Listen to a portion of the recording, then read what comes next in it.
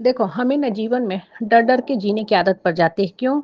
क्योंकि हमें शिक्षा दे देती है कि अरे! परिवार में रहना है तो कॉम्प्रोमाइज़ करना पड़ेगा।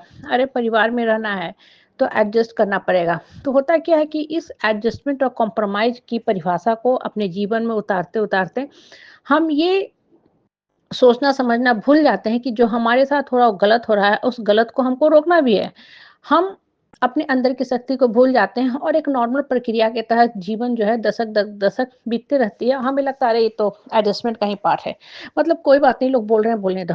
बिल्कुल नहीं, ठीक है? जो लोग आपको नीचा दिखाते हैं, मान-सम्मान, स्वाभिमान से खेलते हैं, वैसे रिश्ते में एडजस्टमेंट करना अपने मुँह पे थप्पड़ मारना के बराबर है, अपने आप के ऊपर थूकना है। कहने का मतलब क्या है, कॉम्प्रोमाइज़ करो। जैसे मान लो कि कोई तबीयत खराब है, किसी को हाथ-पैर टूट गया है, हाँ, वहाँ पे ठीक है, थोड़ा हम 1 घंटे पहले उठ जाएँगे, वो लाचार हैं, उनका भी काम कर देंगे। ठीक है, ऐसे मेरा उठने का टाइम है 6 बजे, हम 5 बजे उठ गए। रात में थोड़ा ज़्यादा देर तक जग गए, उनके बच्चों को जो हेल्प करना है, पढ़ाना है, लिखाना है, कर दिए, घर का काम कर दिए, वो कॉम्प्रोमाइज़ होता है। हमने अपने कहीं शादी में जा रहे थे, लेकिन इनको देखना ज़्यादा ज़रूरी है, तो हमने पोस्टपोन कर दिया। भाई वो भी तो ज़रूरी है इंसानियत के नाते, वहाँ पे कॉम्प्रोमाइज़ होता है। कोई आपको बरसों से तंग कर रहा, घुटा रहा है, डरा रहा है, धमका रहा है और आप कह रहे हो कि रिश्ते में हम कॉम्प्रोमाइज़ कर रहे हैं। ये कॉम्प्रोमाइज़ नहीं है, ये कॉम्प्रोमाइज़ नहीं है, ये अपने आप को घुटा के रखना और ऐसा ही आदमी फिर गलत कदम उठाता है, खा के, पी के, सो के लटकता है। और आप देखो परिवार में लोग आपको कैसे डराते हैं, "अरे! इस परिवार में रहना है ना तो दब के रहना पड़ेगा, नहीं तो तुमको कोई सपोर्ट नहीं करेगा, फिर तुम अकेले नष्ट हो जाओगे।" मतलब इस परिवार के लोगों के हाँ में हाँ करो, चापलूसी चाटुकरी करो। अब देखो बता रहे हैं, जो लोग ऐसे कहते हैं ना, उनको कैसे आपको जवाब देना है। सूरज है ना, हम लोग से कई करोड़ों किलोमीटर, मिलियन मिलियन किलोमीटर दूर है, लेकिन उसकी एनर्जी उतनी दूर है फिर भी हमें मिलती है। तभी धरती में जीवन शक्ति, प्राण शक्ति आती है कि धरती के सब लोग सर्वाइव कर रहे हैं। सूरज पास है नहीं, पास आएगा तब इंसान खत्म ही ना हो जाए धरती से। कहने का मतलब है कि परिवार में सर्वाइव करने के लिए ना अच्छी पॉजिटिव प्योर पावरफुल एनर्जी चाहिए। साथ रहना एनर्जी का प्रतीक नहीं है कि हम साथ हैं इसका मतलब सुखी हैं, नहीं।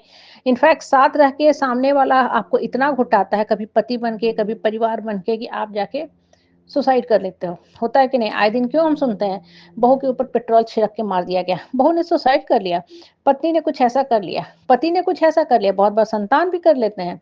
क्योंकि वो एटमॉस्फेयर बहुत टॉक्सिक होता है, कोई भी टॉक्सिक एटमॉस्फेयर में नहीं रह सकता है। इंसान का देखो, आबो-हवा को हम लोग कहते हैं, अरे दिल्ली की हवा तो बहुत टॉक्सिक है, जहरीली है, मुंबई तो रहने लायक नहीं है, महानगरों से भाग चलो, आप लौट चले गाँव की तरफ चले।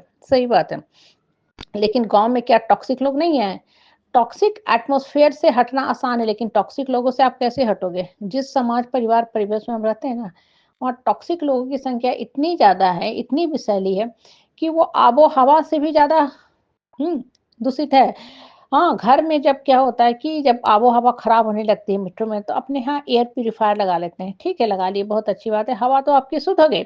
लेकिन अपने जो मन के अंदर नकारात्मक आबो-हवा है, उसको कैसे आप दूर करोगे? घर परिवार में जिस बेड पे आप एयर प्यूरीफायर रूम में लगा के सो रहे हो, आपका पति या आपकी पत्नी ही टॉक्सिक है, तब आप कैसे बचोगे? या माँ-बाप ही टॉक्सिक होते हैं। बहुत बार माँ-बाप बहुत टॉक्सिक होते हैं। सास-ससुर टॉक्सिक होते हैं, वो सिर्फ़ अपने बच्चे का इस्तेमाल करते हैं कि मेरा बच्चा हस्बैंड-वाइफ लड़ता रहे सही है, लेकिन बुढ़ापे में मेरा बेटा मेरे पास सट के रहे, मेरा सेवा करता रहे, जो सरासर गलत है। कहने का मतलब क्या है ना कि सही सोच लेके जीवन चलाओगे तभी जीवन चलेगी, नहीं तो ये टॉक्सिक कथा कहानी है ना, ये चलता रहेगा और ऐसे लोगों को ना आप अच्छे से जवाब दो कि इंसान दूर रह के भी ना एक-दूसरे के साथ रहता है अगर मन से अच्छी भावना रखे हुए तो। जैसे सूरज दूर है, फिर भी पॉज़िटिव एनर्जी देता है, तभी हम लोग धरती पे सर्वाइव कर रहे हैं। अगर 1 सप्ताह सूरज एकदम निकलना बंद हो जाए ना, तो देखो क्या हालत होगा, सब रसातल में चले जाएँगे।